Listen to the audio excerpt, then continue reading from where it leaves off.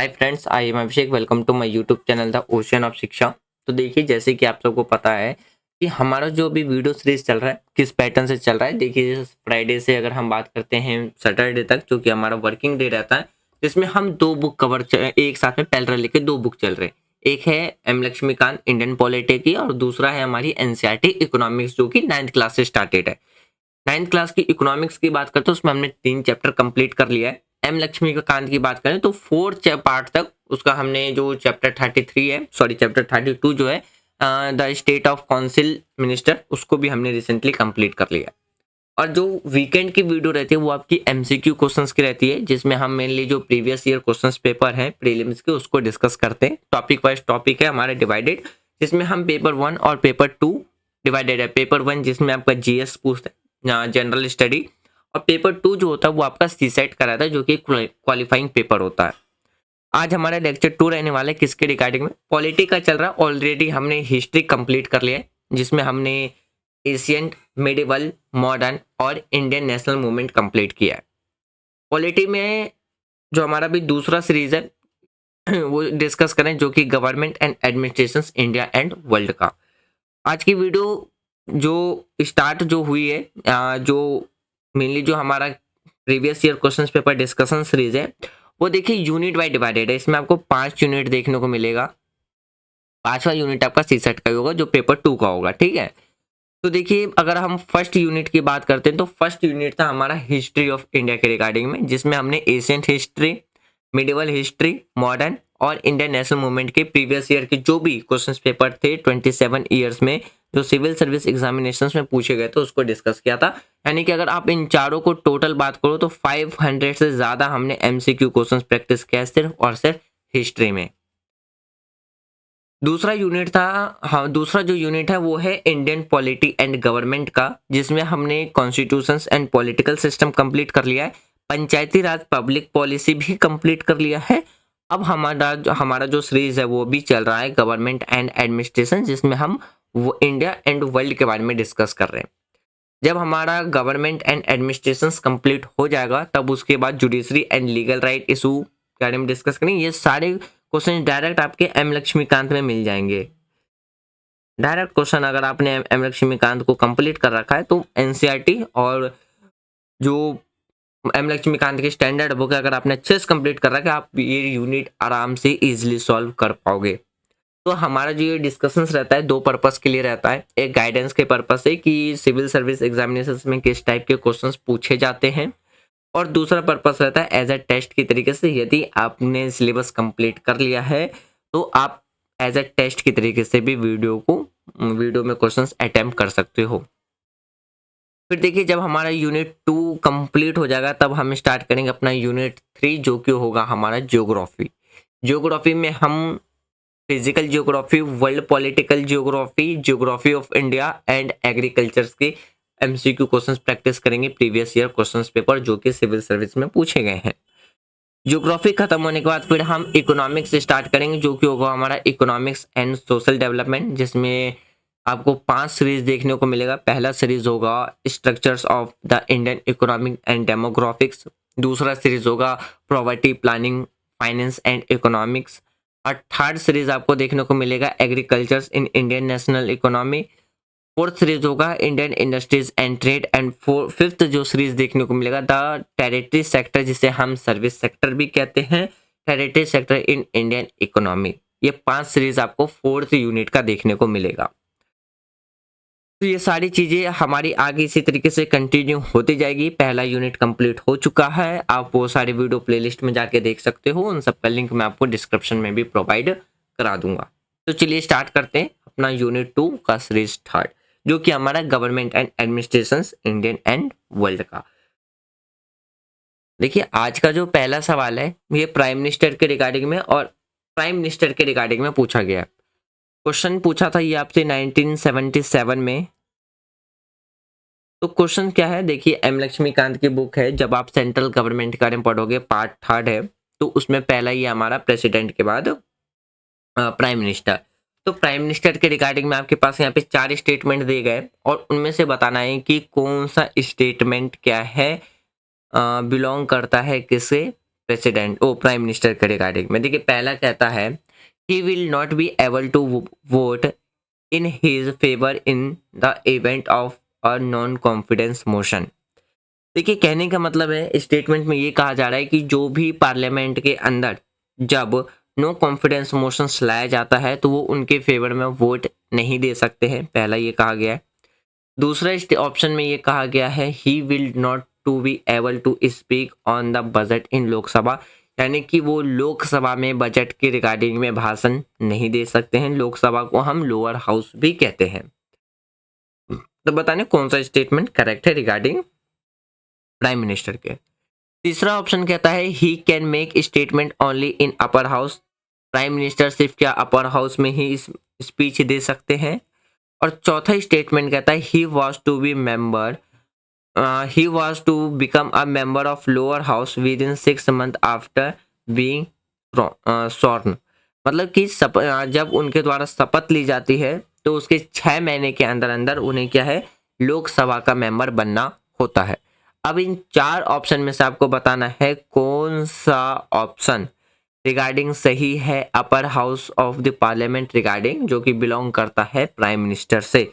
तो इसका जो राइट आंसर है फ्रेंड्स, मैं यहाँ पे सजेस्ट करूंगा कि जब क्वेश्चंस स्क्रीन पे आपको शो हो तो उससे पहले आप अपना आंसर लगाएं, तब आप राइट आंसर देखें कि आपका आंसर सही है या नहीं।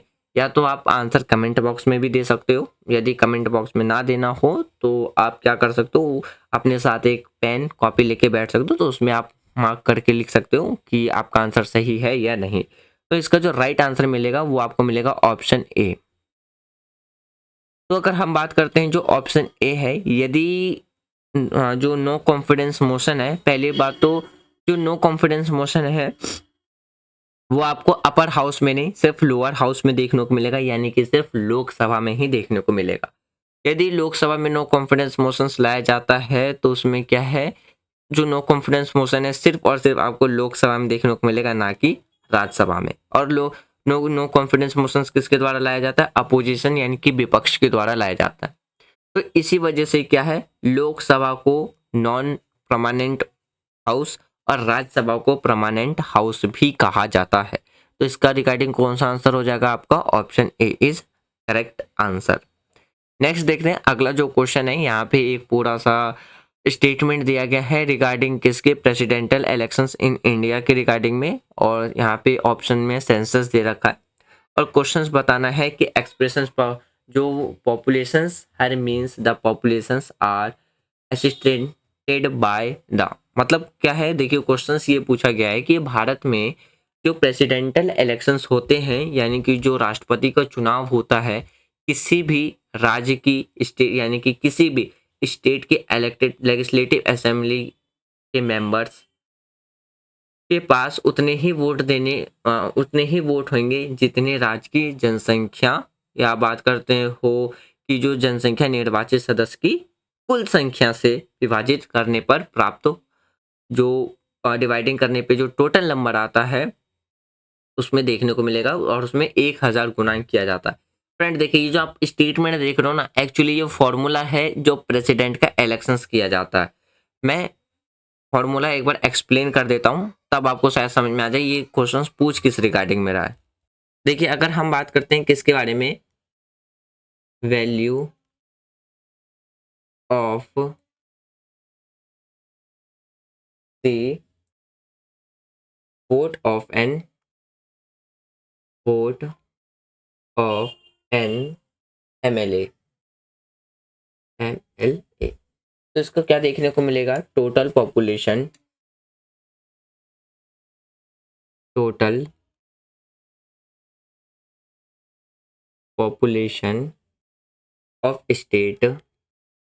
Of state divided by total number of elected members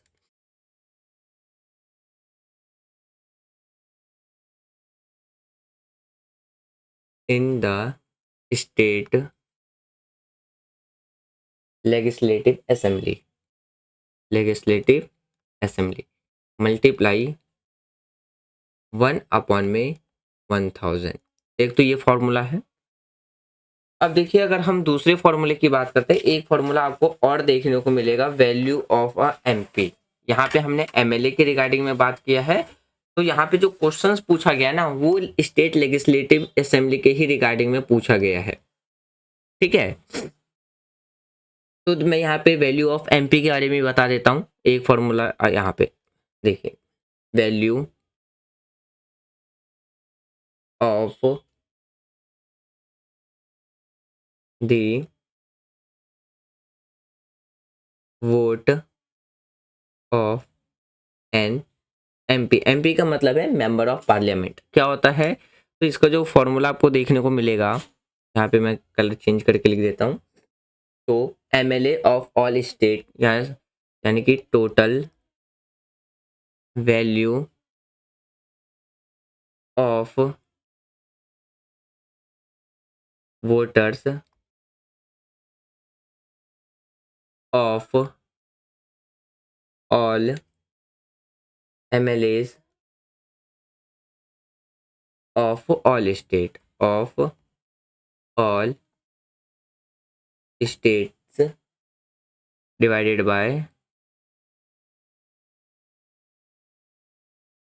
total number of elected members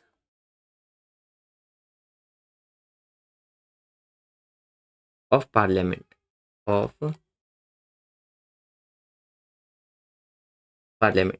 तो इस तरीके से वैल्यू निकाली जाती है एक एमपी की, और इस तरीके से वैल्यू निकाली जाती है एक एमएलए की।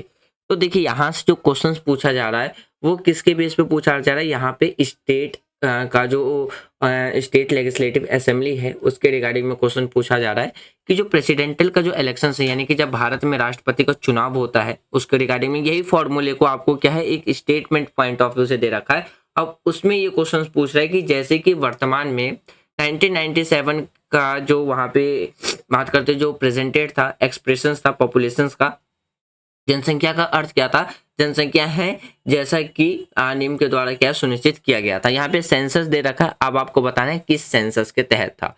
ऑप्शन ए है 1991 का सेंसस, ऑप्शन बी है 1981 का सेंसस, ऑप्शन ऑप्शन सी था 1971 का सेंसस, और ऑप्शन डी था 1961 का सेंसस। अब आपको बताना है कि कौन सा सेंसस पे बेस रखा गया था। तो इसका जो राइट आंसर मिलेगा वो मिलेगा आपको ऑप्शन सी। तो राइट आंसर क्या है, ऑप्शन देखिए, अगर हम एक्सप्रेशन द प्रेजेंट पॉपुलेशन है वो उसमें 1997 का, तो उसमें प्रीवियस सेंसस लिया गया था 1977 1971 का। देखिए अगर हम बात करते हैं प्रेसिडेंटल इलेक्शंस में, तो इंडिया के हमारी कंट्री के अंदर इनडायरेक्ट वे में क्या है इलेक्शंस कंडक्ट किया जाता है प्रेसिडेंट का, जिसमें जितने भी जो इलेक्टेड मेंबर हैं पार्लियामेंट के और मेंबर जितने भी जो स्टेट असेंबली के स्टेट के, वो क्या करते हैं प्रेसिडेंट के इलेक्शंस में पार्टिसिपेट करते हैं, और उनकी जो वोट रहती है सिंगल ट्रांसफरेबल वोट के मैथड से आपको देखने को मिलेगा। और यहाँ पे वोट की क्या वैल्यू रहती है, एक एमएलए की वोट की और एमपी की वोट की, तो वो यहाँ पे मैंने फॉर्मूला लिख दिया है, तो आप इस फॉर्मूले को याद कर लेना, ये काफी ज्यादा क्या बन जाता है एक इंपॉर्टेंट बन जाता है। तो चलिए नेक्स्ट क्वेश्चन देखते हैं। अगला जो क्वेश्चन है, यहाँ पे एक साइड में आपको दे रखा है फंक्शनरी, यानी कि जो हमारे देश में काम करते हैं, और दूसरे में दे रखा है ओथ एंड अफर्मेशन। अब इसको क्या है आपको करेक्टली मैच करना है कि किसके द्वारा किसे शपथ दिलाई जाती है। देखिए बात करते हैं प्रेसिडेंट ऑफ इंडिया, फर्स्ट है सेक्रेटरी ऑफ इंफॉर्मेशन, यानी कि एक साइड पे जो मिनिस्ट्रीज हैं या जो फंक्शंस करने वाले हैं उनको, और दूसरी तरफ दे रखा है कि किस रिगार्डिंग में ओथ दिलाई जाती है। प्रेसिडेंट ऑफ इंडिया, ऑप्शन मतलब ए है प्रेसिडेंट ऑफ इंडिया, पहला है सेक्रेटरी ऑफ इंफॉर्मेशन, यानी कि जो भी सूचना है उसको सीक्रेट रखना है, छुपा के रखना है, बताना नहीं है पब्लिकली। बी है जजेस of Supreme Court, faithful discharge of duties. C है मेंबर्स ऑफ पार्लियामेंट। तीसरा है faith and alliance to the constitutions of India. D है minister of the union. Fourth देखने को मिलेगा upholding the constitution and the law, यानी कि संविधान और कानून का पालन करना। यहाँ पे आपके पास कोट्स है, अब इसके अकॉर्डिंग बताना है कि कौन सा करेक्टली मैच है। ऑप्शन ए है ए का 3 से, बी का 4 से, सी का 1 से, डी का 2 से। ऑप्शन सी बी है ए का 4 से, बी का 3 से, सी का 2 से, डी का 1 से। ऑप्शन सी है ए का 3 से, बी का 4 से, डी सी का 2 से, डी का 1 से। और ऑप्शन डी है ए का 4 से, बी का 3 से, सी का 1 से, डी का 2 से। अब आपको बताना है इनमें से कौन सा करेक्टली मैच है। तो इसका जो राइट आंसर मिलेगा वो मिलेगा आपको ऑप्शन सी। ऑप्शन सी का मतलब देखिए क्या है कि अगर बात करें जो प्रेसिडेंट ऑफ इंडिया को जो शपथ दिलाई जाती है वो किसके लिए, कि वो भारत के संविधान के प्रति क्या है, अपनी आस्था और निष्ठा रखेगा। तो इसका हो जाएगा, ये हो जाएगा आपका ए से। बी है आपका 4 से, जो मेंबर ऑफ पार्लियामेंट है उसको किस बात के लिए शपथ दिलाई जाती है कि संविधान और कानून का वो क्या करेंगे, पालन करेंगे। फिर बात करते हैं किसके बारे में, सॉरी बी का, हाँ बी का, ठीक है। तो बी का किससे शपथ, हाँ 4 से। फिर बात करते हैं सी का 2 से, यानी कि जो मेंबर ऑफ पार्लियामेंट है इसका दिलाया जाता है फेथफुल डिस्चार्ज ऑफ ड्यूटीज, यानी कि कर्तव्य का निष्ठापूर्वक वो निर्वहन करेंगे। और डी का जो किया जाता है 1 से, यानी कि जो मिनिस्टर ऑफ यूनियन है उसको सीक्रेसी के लिए शपथ दिलाई जाती है। देखिए बात करते हैं ओथ और अफर्मेशन क्या है, वो प्रेसिडेंट के द्वारा दिलाई जाती है अकॉर्डिंग टू आर्टिकल 60, ठीक है। ओथ और अफर्मेशन यानी कि शपथ दिलाई जाती है, और किसके द्वारा दिलाई जाती है, सुप्रीम कोर्ट के जजेस के द्वारा दिलाई जाती है। फिर बात करते हैं member of parliament ministers for union comes under the 3rd schedule of the constitution, यानी कि अगर हम बात करें मेंबर ऑफ एमपीज की, यानी कि member of parliament minister of union, वो किसके अंदर आते हैं, कॉन्स्टिट्यूशन के 3rd शेड्यूल में आपको देखने को मिलेगा। तो प्रेसिडेंट को कौन ओथ एंड अफर्मेशन दिलाता है, तो सुप्रीम कोर्ट के चीफ जस्टिस के द्वारा दिलाया जाता है। चलिए नेक्स्ट क्वेश्चन देखते हैं। अगला जो क्वेश्चन है वो आपको देखने को मिलेगा, ये भी 1997 में पूछा गया था, प्रिंसिपल ऑफ पेंसिल के रिगार्डिंग में। अब देखिए आपको पता ही है कि प्रिंसिपल ऑफ जो पेंसिल है, ये इनमें से कौन सा पेंसिल के सिद्धांत आपको नहीं देखने को मिलेगा, यानी कि इसमें से 4 जो ऑप्शन है इन चारों में से बताने कि कौन सा पेंसिल का प्रिंसिपल नहीं है। पहला है नॉन अलायंस यानी कि गुटनिरपेक्षता, दूसरा है पीसफुल कोएक्सिस्टेंस यानी कि शांतिपूर्वक सह अस्तित्व, तीसरी है हमारे पास mutual respect for each other territorial integrity and sovereignty, यानी कि एक दूसरे के जो क्षेत्रीय अखंडता संप्रभुता का क्या है, सम्मान करेंगे। और ऑप्शन डी है mutual non interference in each other internal matters, यानी कि कोई भी एक दूसरे के इंटरनल मैटर्स में जो इंटरफेयर है वो नहीं करेंगे। अब आपको बताने इन चारों में से पेंसिल का सिद्धांत कौन सा नहीं है, तो इसका जो राइट आंसर मिलेगा वो मिलेगा ऑप्शन ए, यानी कि अगर बात करते हैं नॉन अलायंस, जिसे हम शॉर्टकट में NAM के बारे में भी बात करते हैं, ये आपको कोल्ड वॉर के टाइम पे ज्यादा देखने को मिलेगा। तो पेंसिल के लिए आप क्लास 12th की जो बुक है कंटेम्प्रोरी ऑफ वर्ल्ड पॉलिटिक्स, उसमें भी आप पढ़ सकते हो, तो ये क्वेश्चन डायरेक्ट वहां से भी निकल के आ रहा है। तो देखिए अगर बात करते हैं किसके बारे में, तो देखिए पेंसिल की बात करते हैं जो कि एक पीसफुल कोइंसिडेंस है, जिसमें 5 तरीके के साइन किया गया है इंडिया और चाइना के बीच में। और पेंसिल का जो फॉर्म किया गया था वो बना था 1954 में, जिसमें 5 सिद्धांत की बात रखी गई थी। और अगर बात करते हैं इसका जो फॉर्म था वो बेसिस था नॉन अलायंस से, तो जो कि किसके द्वारा किया गया था, जवाहरलाल नेहरू के द्वारा किया गया था, यानी कि जो गुटनिरपेक्ष आंदोलन का आधार था। इसमें ये कहा गया था कि एक दूसरे के क्षेत्र अखंडता और संप्रभुता को क्या करेगा, सम्मान किया जाएगा। फिर जो भी जो डिस्ट्रीब्यूट्स है उसको एग्रेशंस के साथ नहीं, शांतिपूर्वक नॉन एग्रेशंस म्यूचुअल के साथ मिलकर के सॉल्व किया जाएगा। कोई भी देश एक दूसरे के इंटरनल मैटर में, इंटरनल अफेयर्स में इंटरफेयर नहीं करेगा। चौथा था इक्वालिटी एंड म्यूचुअल बेनिफिट, यानी कि समानता और पारंपरिक लाभ। और फोर्थ था शांतिपूर्व अस्तित्व, यानी कि जो पीसफुल है मेंटेन, यानी कि पीस शांति को बनाए रखना। ये 5 सिद्धांत साइन किया गया था इंडिया और चाइना के बीच में। तो इसलिए जो इसका जो राइट आंसर मिलेगा वो मिलेगा आपको option A is correct answer. चलिए नेक्स्ट देखते हैं।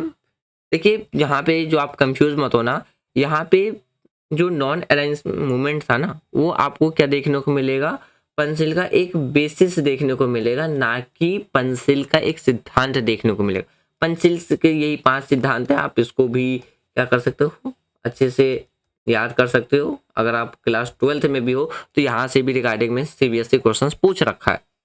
चलिए नेक्स्ट क्वेश्चन देखते हैं। अगला जो क्वेश्चन है ये 2000 में पूछा गया था, इसमें से बताना है मनी बिल के रिगार्डिंग में कौन सा स्टेटमेंट करेक्ट नहीं है। पहला है a money bill can be tabled in either house of parliament, यानी कि जो मनी बिल है वो संसद के किसी भी सदन में पेश किया जा सकता है, यानी कि दोनों हाउस में से किसी भी हाउस में पेश किया जा सकता है। लोकसभा के स्पीकर क्या है, फाइनल अथॉरिटी होते हैं, डिसाइड करते हैं कि ये मनी बिल है या नहीं। तीसरा है Rajya Sabha must return at money bill passed by the Lok Sabha and send it for a consideration within 14 days. मतलब क्या है कि राज्यसभा क्या है मनी बिल को लोकसभा से पास होने के बाद भी क्या है 14 दिन के लिए दोबारा से उस पर विचार करने के लिए रिटर्न कर सकता है। और फोर्थ है कि president can not return a money bill to the Lok Sabha for reconsideration, यानी कि राष्ट्रपति मनी बिल को लोकसभा में दोबारा से पूर्ण विचार करने के लिए लोकसभा में नहीं भेज सकता है। अब इन चारों में से बताने की कौन सा स्टेटमेंट इनकरेक्ट है रिगार्डिंग मनी बिल, तो इसका जो राइट आंसर देखने को मिलेगा वो मिलेगा ऑप्शन ए। क्यों? क्योंकि जो मनी बिल है वो राज्यसभा में पेश नहीं किया जा सकता है, ये सिर्फ आपको कहाँ है तो ओनली आपको लोकसभा में ही देखने को मिलेगा। जो मनी बिल इंट्रोड्यूस किया जाता है सिर्फ और सिर्फ लोकसभा में ही देखने को मिलेगा। तो इस वजह से जो हमारा पहला स्टेटमेंट है वो क्या हो जाता है, इनकरेक्ट हो जाता है, बाकी सारे के सारे स्टेटमेंट करेक्ट है। तो यहाँ पे आपसे भी पूछा यही गया था कौन सा स्टेटमेंट इनकरेक्ट है। चलिए नेक्स्ट क्वेश्चन देखते हैं। अगला जो क्वेश्चन है देखिए, a speaker can ask a member of house to stop speaking and left another member speak, this phenomena is known as. यानी कि ये देखिए क्वेश्चन ये पूछ रहा है कि लोकसभा के जो स्पीकर होते हैं यदि वो हाउस के अंदर किसी भी हाउस के मेंबर्स को बोलने से रोकते हैं और दूसरे को मौका देते हैं बोलने के लिए, तो इस घटना को हम किस रूप से जानते हैं। ऑप्शन ए है डेकोरम, ऑप्शन बी है crossing the floor, option C है इंटरपेलिटेशंस और ऑप्शन डी है येल्डिंग, यानी कि जो उपज है। अब बताना है कि इनमें से कौन सा करेक्ट आंसर है। तो इसका जो राइट आंसर मिलेगा ऑप्शन ए, यानी कि डेकोरम, जिसे हम मर्यादा कहते हैं। देखिए डेकोरम का मतलब होता है कि एक तरीके से मेंटेन करना प्रॉपर बिहेवियर को। इंटरपेलिटेशंस का मतलब होता है formal right of parliament to submit जो फॉर्मल क्वेश्चंस होते हैं टू गवर्नमेंट। और क्रॉसिंग द फ्लोर का मतलब होता है वोट के अगेंस्ट, यानी कि जो वोट है वो किसके अगेंस्ट में जाना, वोटिंग लाइन यानी कि पार्टी की लाइन के अगेंस्ट में। और येल्डिंग द फ्लोर का मतलब होता है कि स्पीकर क्या करता है, give part of his or her speaking time to another speak. मतलब क्या है कि मंच पे बैठने का मतलब है कि जो भी जो बोलने वाला जो होता है, जो जिसके द्वारा बोले जा रहे हैं, अपने बोलने के समय का कुछ हिस्सा दूसरे को बोलने के लिए दिया जाना। फिर बात करते हैं, हालांकि अगर हम कुछ बात करते हैं सम लेजिस्लेटिव बॉडीज में तो इस प्रथा की अनुमति नहीं है, लेकिन हाँ अगर बात करते हैं जो डेलिब्रेटिव और असेंबलीज की बात करते हैं, यानी कि जो विचार विमर्श वाली जो सभाएं हैं उनमें इसकी अनुमति नहीं है, जब तक कि नियमों के विशेष के रूप से क्या है इसे एथोराइज्ड ना किया जाए, स्पेसिफिकली एथोराइज्ड रूल्स को ना किया जाए। तो इसलिए जो आपका जो राइट आंसर है, सॉरी इसका जो राइट आंसर मिलेगा ना वो आपको मिलेगा ऑप्शन डी। ऑप्शन ए नहीं है, सॉरी ऑप्शन डी देखने को मिलेगा, यानी कि येल्डिंग ना यहाँ पे जो एक फ्लोर है ये फ्लोर यहाँ पे आ जाएगा। ठीक है चलिए, तो राइट आंसर हो जाएगा आपका ऑप्शन डी। नेक्स्ट क्वेश्चन देखते हैं। अगला जो क्वेश्चन है ये भी पूछा गया था 2002 में। तो इसमें पूछ रहा है कि 4 स्टेटमेंट है आपके पास और उन 4 स्टेटमेंट में से कौन सा स्टेटमेंट सही है regarding attorney general of India. यदि आप में से किसी भी स्टूडेंट्स ने यदि 2022 में एग्जाम दिया होगा तो आपने वहां पे देखा होगा कि इस तरीके से जो एलिमिनेशन मेथड वाले ऑप्शंस थे उसको चेंज करके कर दिया था पेयर्स में। तो करेक्ट पेयर्स। तो यहाँ पे आप इस तरीके से भी ऑप्शंस लिख सकते हो कि जो पहला ऑप्शन होगा आपका option A, only 1 pairs are correct, only 1 pair correct. Option B हो जाएगा only 2 pairs are correct. Option C हो जाएगा ओनली 3 पेयर्स आर करेक्ट। और ऑप्शन डी हो जाएगा only sorry all pairs are correct. All pairs are correct. तो इस हिसाब से भी आप ऑप्शन पे टिक लगा सकते हो और इस हिसाब से भी टिक लगा सकते हो। देखिए पहला कहता है कि प्रेसिडेंट क्या है, ही इज अपॉइंट, यानी कि जो अटॉर्नी जनरल है वो प्रेसिडेंट के द्वारा अपॉइंटमेंट किए जाते हैं। दूसरा, अटॉर्नी जनरल की जो क्वालिफिकेशन है सेम रिक्वायरमेंट होनी चाहिए जो जजेस ऑफ सुप्रीम कोर्ट। तीसरा कहता है कि अटॉर्नी जनरल क्या है, दोनों में से किसी एक हाउस का मेंबर होना चाहिए। और ऑप्शन डी कहता है कि अटॉर्नी जनरल को हटाने के लिए, रिमूव करने के लिए इम्पीचमेंट प्रोसेस लाया जाता है रिगार्डिंग किसके द्वारा, संसद के द्वारा, पार्लियामेंट के द्वारा। अब आपको बताइए इनमें से कौन सा जो ऑप्शन पेयर्स है कौन सा करेक्ट है। ऑप्शन ए है ओनली 1 एंड 2, ऑप्शन बी है 1 एंड 3, ऑप्शन सी है 2 3 4 और ऑप्शन डी है 3 और 4। तो इसका जो राइट आंसर मिलेगा वो मिलेगा आपको ऑप्शन ए, यानी कि सिर्फ हमारा पहला दूसरा ही स्टेटमेंट करेक्ट है। और पेयर्स के अकॉर्डिंग बात करोगे तो ऑप्शन बी आपका क्या हो जाएगा, करेक्ट आंसर हो जाएगा। देखिए बात करते हैं किसके बारे में।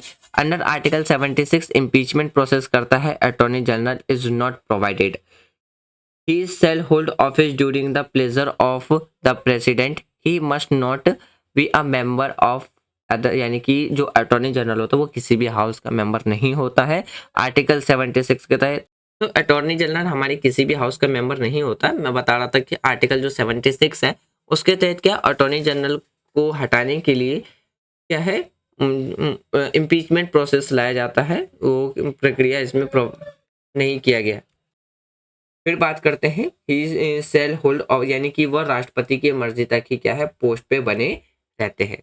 तो इसलिए जो इसका जो राइट आंसर मिलेगा वो मिलेगा आपको option A is correct answer. Next question देखते हैं, ये भी 2002 में पूछा गया था कि प्राइमरी फंक्शंस क्या देखने को मिलता है जो फाइनेंस कमीशन है भारत का, उसके रिगार्डिंग में 4 ऑप्शंस दी गए। पहला कहता है distribution of revenue between state and centre, यानी कि जो पहला प्राइमरी फंक्शन है फाइनेंस कमीशन का वो क्या है, जो भी रेवेन्यू है वो डिस्ट्रीब्यूट करना है सेंटर और स्टेट के बीच में। दूसरा है प्रिपेयर द एनुअल बजट, यानी कि सालाना बजट तैयार करना।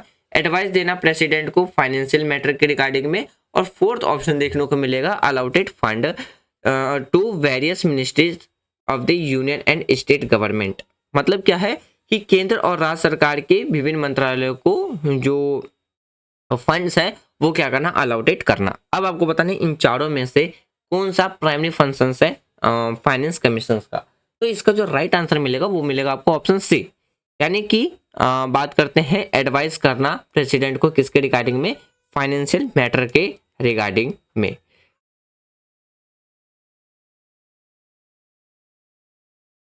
तो देखिए बात करते हैं अकॉर्डिंग टू आर्टिकल 280 क्या कहता है, जो प्राइमरी फंक्शंस देखने को मिलेगा ड्यूटी ऑफ जो कमीशंस हैं फाइनेंस कमीशंस वो रिकमेंडेड करना प्रेसिडेंट को किसके बारे में कि फिर बात करते हैं जो distributions of union and state के बीच में जो है जैसे टैक्स हो गया या ग्रांट्स हो गया, एड्स हो गया, रेवेन्यू ऑफ द स्टेट वो कहाँ से दिए जाते हैं, कॉन्सुलेटेड फंड से दिए जाते हैं, जो भी इंडिया का कॉन्सुलेटेड फंड है, हमारे देश भारत का जो कॉन्सुलेटेड फंड है उससे। और फिर बात करते हैं any matter referred to the commissions by president in the interest of sound finance. मतलब क्या है इसका कि भारत में के जो समेकित जो कोष है यानी कि जो कॉन्सुलेटेड फंड है उसमें से भारत के स्टेट के राजस्व की सहायता या अनुदान सृद व्यक्ति राष्ट्रपति के आयोग के द्वारा ही क्या है भेजा गया, यानी कि भेजा गया कोई भी मामला होता है। ठीक है, तो इसलिए जो इसका जो राइट आंसर है वो आपको ऑप्शन सी देखने को मिलेगा।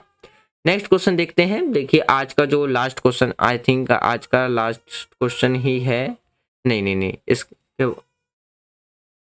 22 क्वेश्चन तक है। ठीक है, तो चलिए लास्ट क्वेश्चन नहीं है, बात करते हैं जो आज का क्वेश्चन है। अगला जो क्वेश्चन है the parliament can make law any law for whole or any part India for implementing international treaties. मतलब क्या है, अंतर्राष्ट्रीय संधियों को लागू करने के लिए संसद संपूर्ण भारत के किसी भाग के लिए क्या है कोई भी कानून बना सकती है। इसके रिगार्डिंग में जो 4 ऑप्शन है उसमें बताना है कि करेक्ट ऑप्शन कौन सा है। With the consent of all state, यानी कि सभी राज्य के साथ मिल करके सहमति से। दूसरा ऑप्शन कहता है कि मेजोरिटी वाले स्टेट से, यानी कि अधिकांश राज्यों की सहमति से। सी कहता है, ऑप्शन सी है कि संबंधित राज्य की सहमति से। यहाँ पे बात की जा रही है किस बारे में, जो भी इंटरनेशनल ट्रीटीज जो इम्प्लीमेंट किया जाता है भारत के किसी भी पार्ट में पार्लियामेंट के द्वारा, उसके रिगार्डिंग में पूछ रहा है कि अगर पार्लियामेंट को इम्प्लीमेंटिंग करना है इंटरनेशनल ट्रीटीज तो वो कब किया जाएगा, यानी कि सभी स्टेट के साथ मिल करके, मेजोरिटी वाले स्टेट के साथ मिल करके, या बात करते हैं संबंध जो रिलेटेड स्टेट होते हैं उनके साथ संबंध उसके साथ सहमति से। तो बताना है कि इसका जो राइट ऑप्शन होगा वो कौन सा होगा।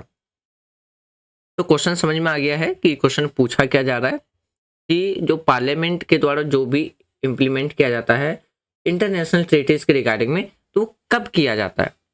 स्टेट्स, सभी स्टेट से पूछ करके, सभी स्टेट की सहमति से, या मेजोरिटी वाले स्टेट की सहमति से, या हम बात करते हैं कुछ ही स्पेशल स्टेट की सहमति से, या हम बात करते हैं बिना किसी स्टेट की सहमति से। तो इसका जो राइट आंसर मिलेगा ना वो मिलेगा ऑप्शन डी, यानी कि बिना किसी स्टेट की सहमति से। आर्टिकल 253 कॉन्स्टिट्यूशन का क्या कहता है कि संसद का एकमात्र विशेष अधिकार है कि वो बिना किसी स्टेट के कंसेंट पे, यानी कि सहमति से भी क्या है, इंटरनेशनल ट्रीटीज को इम्प्लीमेंट कर सकता है। नेक्स्ट क्वेश्चन देखते हैं। आपको बताना है the state which has the largest number of seat reserved for scheduled tribes in Lok Sabha, यानी कि ऐसा कौन सा स्टेट है इन चारों में से जिसमें से सबसे ज्यादा सीट रिजर्व देखने को मिलता है शेड्यूल्ड ट्राइब्स के लिए, किसके कहाँ पे, तो लोकसभा की सीट के लिए। तो ऑप्शन है Bihar, option B Gujarat, option C Uttar Pradesh, option D है महाराष्ट्र। इसका जो राइट आंसर मिलेगा वो मिलेगा ऑप्शन डी मध्य प्रदेश, महाराष्ट्र नहीं है, मध्य प्रदेश। प्रेजेंट टाइम पे बात करते हैं 2018 के अकॉर्डिंग में, तो झारखंड, मध्य प्रदेश और उड़ीसा में क्या है 5 सीटें रिजर्व हैं किसके लिए, शेड्यूल कास्ट के लिए, लोकसभा की सीट्स के लिए। फिर बट अकॉर्डिंग टू बात करते हैं क्वेश्चंस के, तो मध्य प्रदेश क्या है अप्रोप्रिएट आता है, इसका सही आंसर बैठता है। ठीक है, नेक्स्ट न्यूज देखते हैं। आज का जो लास्ट क्वेश्चन है, देखिए बात करते हैं, यहाँ पे फंक्शंस दे रखे हैं, फंक्शनरीज दे रखे हैं, उसको क्या करना है पोस्ट के अकॉर्डिंग सीक्वेंस लगाना है। ठीक है, तो पहला है कैबिनेट सेक्रेटरी, पहला कैबिनेट सेक्रेटरी, दूसरा है चीफ इलेक्शंस कमिश्नर, सी है यूनियन कैबिनेट मिनिस्टर, और जो फोर्थ है आपके पास chief justice of India. Correctly sequence से आपको क्या करना है, इनके पोस्ट के अकॉर्डिंग लगाना है। ऑप्शन ए है 3 4 2 1, ऑप्शन बी है 4 3 1 2, ऑप्शन सी है 4 3 2 1 और ऑप्शन डी है 3 4 1 2। तो आप बताना है इसका राइट आंसर क्या होगा। तो इसका जो राइट आंसर है वो है ऑप्शन सी। पहले आता है, पहले नंबर पे चीफ जस्टिस ऑफ इंडिया, दूसरे पे यूनियन कैबिनेट मिनिस्टर, तीसरे पे चीफ इलेक्शंस कमिश्नर और फोर्थ पे आपको देखने को मिलेगा कैबिनेट सेक्रेटरी। ये आपका करंट यानी कि करेक्ट ऑर्डर है, जो कि उनके किसके अकॉर्डिंग लगाया गया है, प्रेसिडेंस के अकॉर्डिंग लगाया गया है। तो फ्रेंड्स ये था हमारा आज का डिस्कशन, जिसमें हमने टोटल 10 MCQ क्वेश्चंस प्रैक्टिस किए हैं, जो कि ऑलरेडी सिविल सर्विस एग्जामिनेशंस के प्रीलिम्स में पूछा गया है। मैं उम्मीद करता हूँ ये जो हमारी वीडियो सीरीज चल रही है MCQ की, ये भी आपके लिए काफ़ी ज़्यादा बेनिफिशियल रहता होगा। वीडियो के रिगार्डिंग में आपको कोई भी सजेशंस देना तो कमेंट बॉक्स ओपन है, कमेंट बॉक्स में दे सकते हैं। वैसे ये वीडियो आपकी वीकेंड में आती है, बट एक्चुअली वीकेंड को हमने इकोनॉमिक्स का जो चैप्टर 3 है प्रॉवर्टी एज अ चैलेंज उसको कंप्लीट किया था, इसलिए MCQ की वीडियो आपको आज देखने को मिलती है। कल हम M लक्ष्मीकांत का चैप्टर 33 डिस्कस करेंगे, तो उसके लिए भी आप तैयार रहिएगा। मैं सजेस्ट करूंगा कि आप पहले वो चैप्टर पढ़ ले, तब जा करके आप लेक्चर देंगे, तब और भी ज़्यादा अच्छे से समझ में आ जाएगा। तो थैंक्स फॉर वॉचिंग फ्रेंड्स। और आज की वीडियो कंप्लीट करने से पहले पॉलिटिकल साइंस आपकी कंप्लीट की जा चुकी है 6th क्लास से 12th क्लास तक, तो वो भी आप प्ले लिस्ट में जा करके देख सकते हैं। टेक केयर, जय हिंद।